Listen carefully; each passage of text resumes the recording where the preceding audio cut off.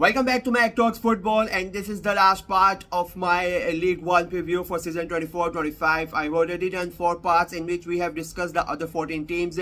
In this video, we are gonna talk about the teams who finished in the top 4 last season: Lille, Bruges, Monaco, and of course Paris Saint-Germain. We're going to talk about the transfers that they have made. We're going to see look at the preparations that what they are doing for the new season. The transfers, as I said, a huge one has happened in regards to PSG, and we are going to look at the managerial changes that have happened in the clubs as well, and we're going to talk about the impact that the transfers and the managerial changes have at the league and at the club as well. So let's get right into it.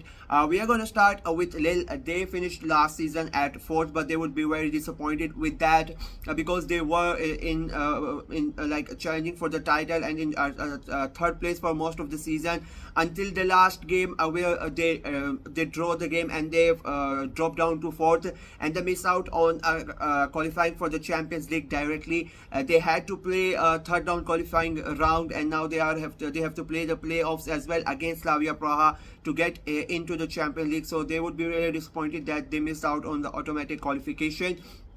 They have also lost their manager from last year. Paulo Francesco has left on mutual consent. After 2 great years, he has gone and he has joined AC Milan. I think it's sort of a big it is going to affect them a little bit because he did a really great job here. They have replaced him with Bruno Ganesio, which I think is a good appointment. He comes back into management after he was sacked by Reims last November.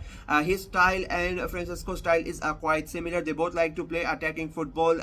Ganesio is like more direct 4-3-3, and Francesco, you could say, was a more 4-2-3-1 type of formation that he'll usually like to play.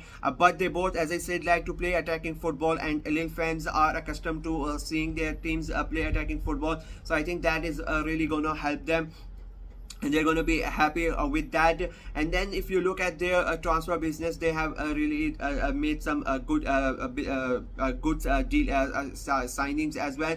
There have not been any major departures, but they have brought in a winger, Usame Sahau, from Herrenhaven for 8 million euros, and then they have also brought in Thomas Moner, Isa Mehdi, and young Ethan Mbappe, brother of certain Kylian Mbappe. They have all joined the club, so they have strengthened their squad as well.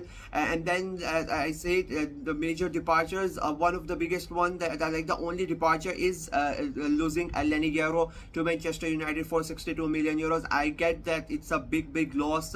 They have, I would say again, they have lost a generational talent in Euro, because I think he's really good, and Manchester United have gained a star, but I don't think Lille are it's not gonna affect them that much. That's what I think personally. And their signings that they have made, I think they are really good, and I think that they are gonna have another terrific season where they are competing for the title again. And I personally think they are gonna win their playoff game against Slavia Praha, so they are gonna win the Champions League as well. So I think it's gonna be a good season for Lille. Moving on from Lille to Bruges, like they were the surprise package of League 1 last season. They came out of nowhere and they finished in the Champions League places. They pipped Lille to get into automatic qualification for the Champions League, and this is the first time they are gonna be in Europe in their history. So that is how much of an impressive job Eric Roy did in his first season. And he would hope that he can continue this. His team can respond, and they can, they can show everybody that it was not a one season wonder, it was not a fluke, that they can compete with the big boys. I personally don't see that like their squad is not already very small, like they don't have a big squad that can compete at the top. And then they have Champions League this season as well, so 3 games in a week, it's going to be very hard for them. And then of course they have lost important players like Steve Moani and Brazza. Both of them have left the club as well, so that's a big loss to them as well. So I am like they are gonna enjoy their time in Champions League, but I think they are gonna drop back down the table this time around. It's gonna be a hard season for them as compared to the previous one.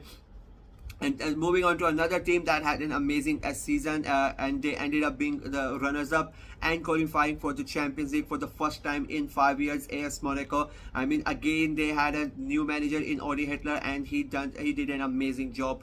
As I said before, first time in 5 years that they are going to be in the Champions League, and he would hope that this is like a new sort of a beginning for Monaco under his leadership, and he can guide them to a title again, and make sure that PSG don't win another one. He would hope there's this time around it's a much more strong challenge is posed to PSG as compared to last one. They came runners up, but like PSG were never really challenged. They were never really threatened for the title, and they have brought in good players. They have done a good business. They have brought in George Alenkai for 19 million euros. Christian Marise has come in from Toulouse for 16 million euros. Lamine Camara has also joined for 15 million euros from Metz, and then they have also signed in Kehra permanently after he had a great loan spell. So they have improved their squad, and I think it's looking really good for Monaco. Will they have Champions League this time around as well? So that is the one sticking point that I have against them. I think they are going to have a good season. Will they challenge for the title? I think that is a bit far-fetched, but I think they're still going to have a good season next year, and they might again be in a top 4 finish as well. But the title, I don't really see them going for it. I think there are other teams that can challenge PSG for the title, because that's what I think. I think this is going to be the year that there's a chance that PSG don't win the League One. I think this is like a bold claim right now, but I think this could be the year where they actually don't go on and win the title. And speaking of PSG and their dominance, they won the double last year. They won the league with losing just 2 games, and they won the Coupe de France as well, their 8th league title in 7 years, and the only year they did not win was the COVID one. So I would say we don't really count that one.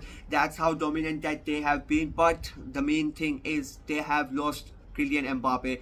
They have lost their star man. He has gone on and joined Real Madrid. This is going to be first season that he is not going to play. He has been their star man for last about 6-7 years. So to lose him, it's a big loss on the pitch and off the pitch as well.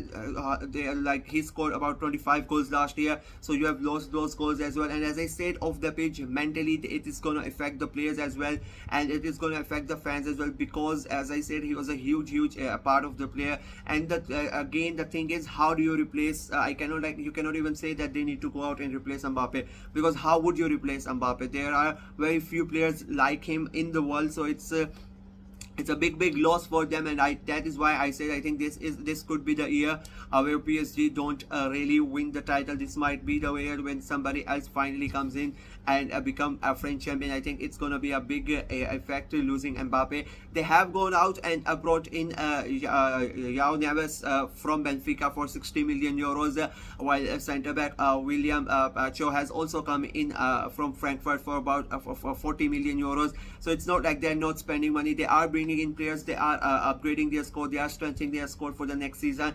But as I said before, I think this year it's gonna be tough.